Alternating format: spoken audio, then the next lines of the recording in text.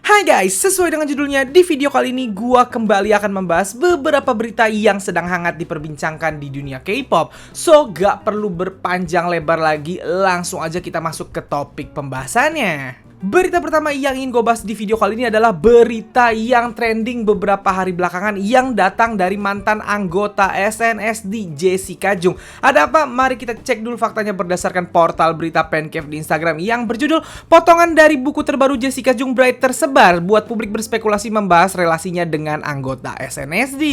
Nih si beritanya guys, netizen dan fans bahas berbagai potongan dari buku terbaru Jessica Jung Bright. Buku baru Jessica Jung yang berjudul Bright yang merupakan sequel dari novel debutnya terdahulu Sign akhirnya diterbitkan pada 10 Mei. Jessica yang berhasil merilis novel pertamanya Sign pada tahun 2020 telah menarik banyak perhatian karena ceritanya mengikuti kisah seorang protagonis wanita Rachel dengan seorang remaja Korea Amerika yang merupakan trainer K-pop yang menunggu untuk memulai debutnya. Bahkan sebelum buku itu dirilis, buku itu mendapat perhatian karena berhubungan dengan industri K-pop yang mana cerita tersebut ditulis langsung oleh idola yang telah lama berkecimpung di industri ini selama bertahun-tahun. Ada banyak aspek di industri K-pop yang tidak jujur kepada publik yang dimasukkan dalam novel fiksi karya Jessica Jung yang telah menarik banyak perhatian. Dengan debut novelnya itu, Jessica berhasil memulai debutnya sebagai penulis dengan masuk dalam daftar penjual terbaik di New York Times dengan banyak penggemar yang menikmati ceritanya. Setelah banyak sukses dengan buku pertama, buku sequel terbarunya Bright telah dirilis di tengah banyak perhatian dari penggemar juga.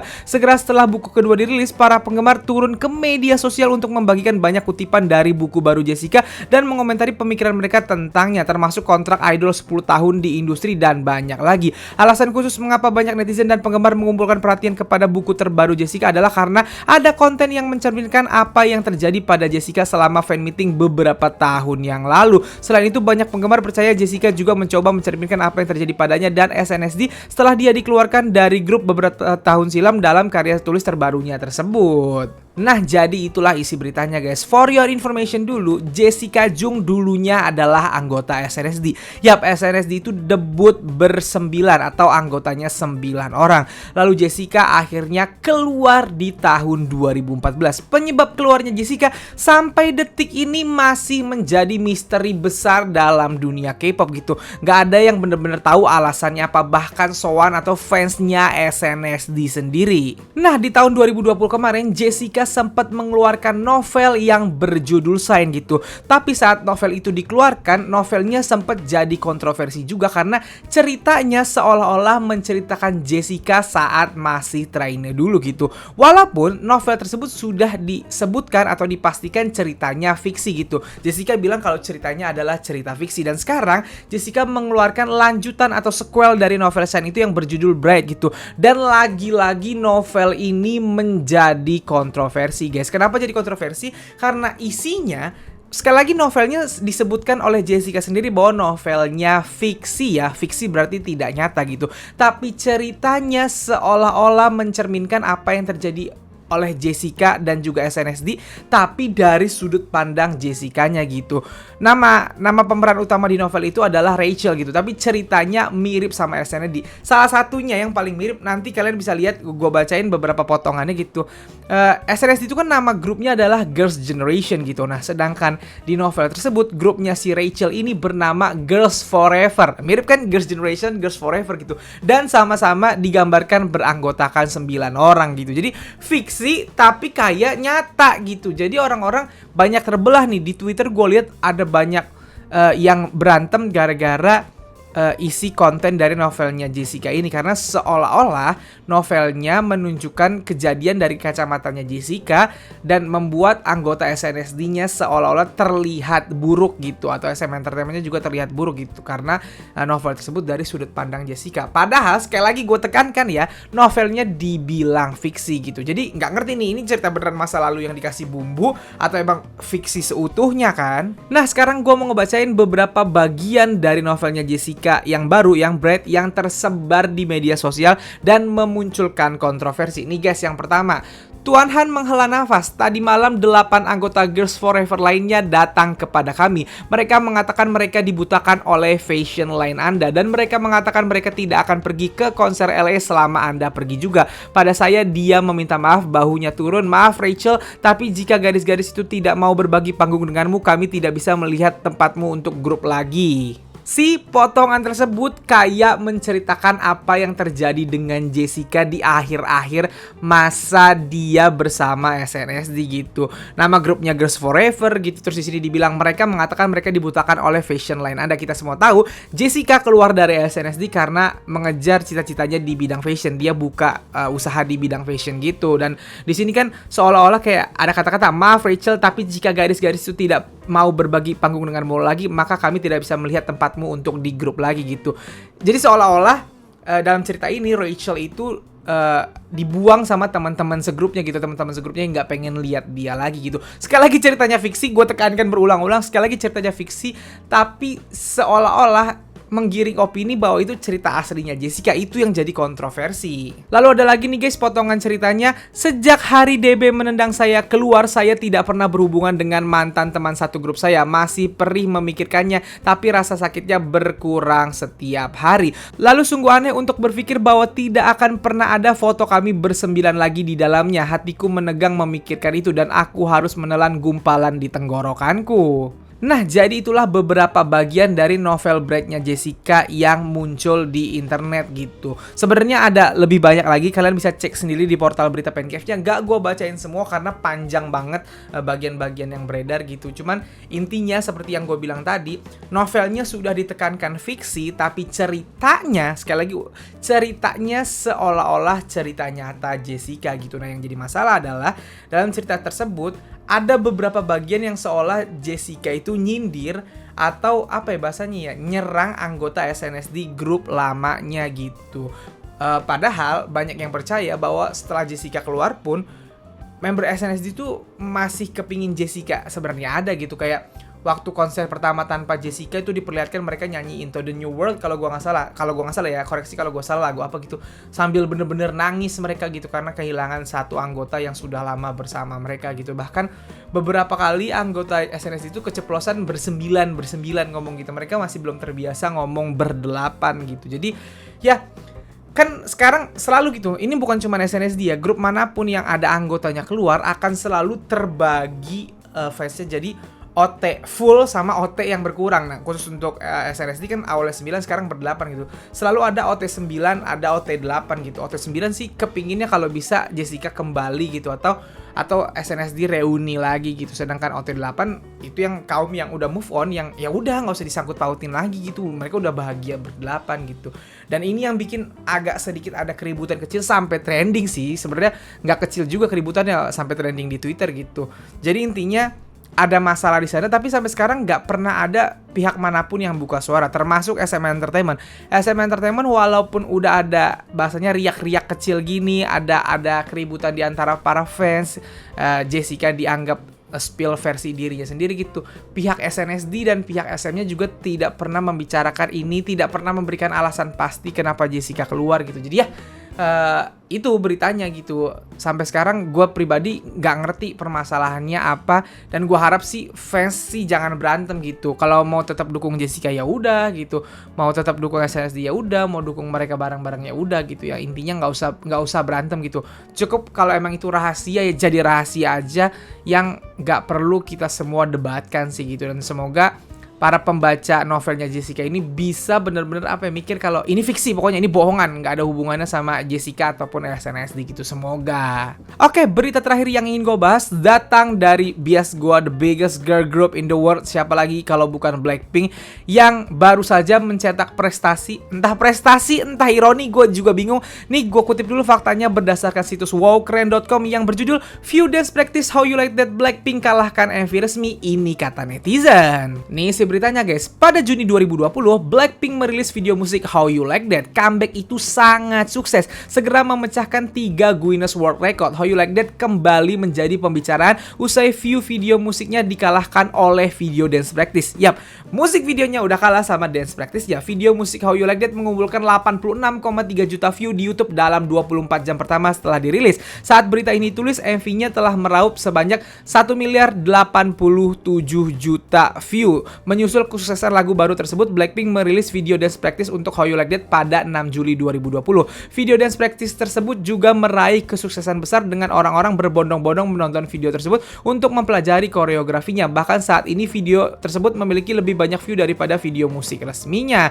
Hingga tulisan ini dibuat, video latihan Dance How You Like That telah ditonton 1.087.900.000 kali. Ini berarti video Dance Practice memiliki lebih dari 700.000 view, lebih banyak daripada video musiknya. Saat gue bikin video ini, konten ini lebih banyak lagi guys perbedaannya. Banyak yang menganggap ini ironis karena video Dance Practice hanya menunjukkan Blackpink menari dengan pakaian casual hitam dengan latar belakang merah muda, sementara video musik resmi menampilkan set yang rumit, pakaian panggung yang mahal, dan bidikan cantik dari Jisoo dan kawan-kawan. Hal ini pun turut dikomentari netizen. YG di masa depan jangan rilis video musik, rilis Dance Practice saja. Mereka berinvestasi begitu banyak dalam video musik, tapi penggemar malah lebih memilih latar belakang merah muda. Video musik How You Like That mendapatkan sekitar 3 juta view seminggu, sementara video koreografi mendapatkan 8 juta view seminggu. Sementara itu, How You Like That sukses besar di Korea Selatan, di mana ia menghabiskan 3 minggu di puncak Gaon Digital Chart, menandai lagu nomor 1 ketika Blackpink di sana. Lagu ini juga menduduki puncak tangga lagu nasional di Hungaria, Singapura, dan Malaysia, tangga lagu Billboard K-pop Hot 100 dan World Digital Song, dan 26 tangga lagu rekor negara lain. Nah, jadi itulah isi beritanya guys. Siap, gua mau bertanya nih sama kalian. View Dance Practice How You Like That Blackpink sudah resmi mengalahkan view MV-nya. Di hari gua bikin video ini, video konten ini, Dance Practice-nya Blackpink itu sudah mencapai 1.103 juta. Sedangkan untuk MV-nya baru 1.093 juta. Berarti bedanya sudah sampai di angka 10 jutaan nih. Beda antara Dance Practice dan juga MV-nya. Udah ketinggalan lumayan jauh gitu, dan sepertinya akan terus meninggalkan gitu. Yang menarik, ini sebenarnya prestasi dalam artian tidak ada grup lain yang Dance Practice-nya ditonton sebanyak Blackpink ya. Ditonton sebanyak Blackpink aja udah nggak ada. Tapi apalagi yang terjadi adalah Dance Practice ngalahin MV itu lebih nggak ada lagi. Biasanya jarak antara MV dan Dance Practice itu jauh banget gitu. Tapi Blackpink sudah melewati bahkan. Dan yang dilewati itu bukan MV yang cuman ditonton 60 juta, 70 juta, atau 100 juta, 500 juta lah gitu. Ini MV yang 1 miliar kalah sama Dance Practice-nya yang 1 miliar juga gitu. Jadi ini antara prestasi dan ironi. Prestasinya adalah tidak ada yang bisa melakukan itu, bahkan grup-grup lain, even itu boy group gitu. Tapi ironinya adalah bahwa kok bisa MV kalah sama Dance Practice gitu. Karena MV seperti yang dibilang sama Kanes tadi, MV itu investasi mahal. Untuk bikin MV sama Dance Practice itu pasti jauh lebih mahal MV. MV itu dari bajunya aja harus dipikirin ganti-ganti, nggak bisa satu. MV kan pasti bajunya ganti-ganti. Bajunya aja udah mahal banget. Setnya, bikin set MV itu susah banget, mahal. Dan YG terkenal tidak suka pakai CGI, alias semua set yang ada di MV-nya rata-rata adalah asli. Berarti bikin setnya yang banyak banget itu mahal banget kan. Ada set mereka dance 1, set mereka dance 2, set Jennie sendiri, set Rose sendiri. Jennie aja setnya bisa 2 sendiri tuh, atau 3 sendiri. Rose bisa 2 atau 3 sendiri. Lisa juga begitu, Jisoo juga begitu gitu. Jadi untuk membuat sebuah MV begitu banyak set, begitu banyak kostum, belum ada kita tahu ada dancernya juga kan ikut di akhir gitu. Maksudnya yang mesti dibayar atau uang yang mesti dikeluarkan itu jauh lebih banyak ketimbang Dance Practice yang mana bajunya cuma 1, kameranya nggak perlu banyak-banyak, setnya cuma polos pink doang gitu. Ya tinggal bayar dancernya juga paling digaji dari inian, digaji dari emang udah bulanan. YG punya dancer sendiri gitu. Dalam artian budgetnya jauh nih antara Dance Practice dan MV gitu. Makanya normalnya MV itu harus lebih banyak daripada dance-nya gitu. Dance Practice itu kan hanya dilihat untuk mempelajari dance-nya. Harusnya MV itu yang lebih banyak gitu. Harusnya gitu. Tapi untuk Blackpink ini bener-bener anomali. Ya, anomali namanya gitu. Karena ya ini dance practice bisa ngalahin MV-nya itu tadi gitu. Usut punya usut.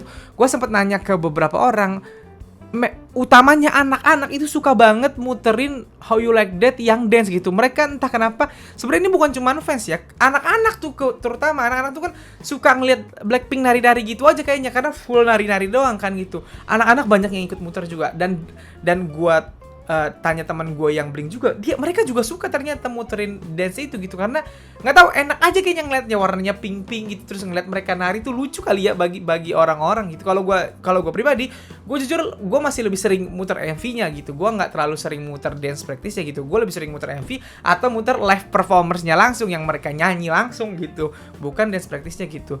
Jadi ya ini sebuah ironi, dan yang ditakutkan adalah tadi kan sampai ada Kanes yang bilang, udah YG kalau gitu bikin dance practice-nya aja. Nah itu yang paling gue takut, kalau sampai YG itu terinspirasi kayaknya Blackpink kita nggak perlu mahal-mahal ya, bikin MV mahal-mahal, penontonnya kalah sama dance practice. Mendingan kita bikin dance practice aja, toh penontonnya juga ntar banyak. Kalau ntar kayak gitu kan lucu gitu, karena bukan cuma dance practice-nya How You Like That loh.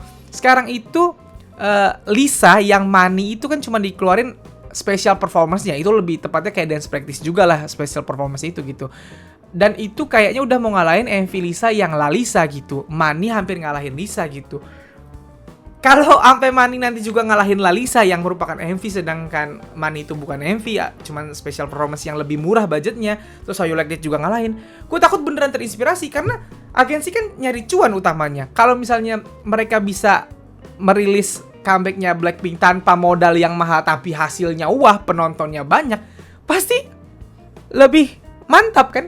Semua perusahaan kan pasti gitu. Gimana caranya budgetnya kecil, untungnya gede gitu. Nah itu yang gua takutkan kalau sampai mereka terinspirasi gara-gara ini. Karena ini menandakan bahwa Blackpink itu berarti yang kuat itu adalah IP-nya. Nama Blackpink-nya itu yang udah kuat gitu. Jadi apapun bentuknya, penontonnya banyak aja gitu. Asalkan lagunya catchy dan yang nyanyiin Blackpink, penontonnya banyak aja gitu. Jadi mau cuman, ya gue ngerinya ini kita baru bandingin antara dance practice-nya sama MV-nya gitu ya. Sekarang bayangin kalau dance practice ini kita bandingin ke MV-MV grup lain, kan kasihan grup lain yang udah semangat-semangat bikin itu kalah jauh sama dance practice yang sampai 1 miliar penontonnya. Jadi ya sekali lagi buat gua ini anomali banget gitu, antara ironi sama prestasi. Nah menurut kalian pribadi, ini ironi atau prestasi? Dan gimana tanggapan kalian terhadap berita ini? Kalau gue jujur, gue sangat berharap YG jangan sampai terinspirasi dan comeback Blackpink selanjutnya justru malah ngeluarin spesial video doang, atau misalnya dance practice gini doang gitu. Harus MV yang wadaw-wadaw lagi, karena ciri khasnya YG adalah MV yang wadaw gitu kalau dari gua. Nah sekali lagi gua mau nanya pendapat kalian. Kalau kalian punya pendapat terhadap berita ini, silahkan tuliskan di kolom komen ya. So guys, jadi segitu aja video gua kali ini. Kalau kalian suka video ini, seperti biasa silahkan like dan share ke teman-teman K-popers kalian. Kalau kalian mau kenal gua, kalian bisa follow gua di Instagram, dan kalau belum subscribe channel gua silahkan di subscribe. Sekian dari gua.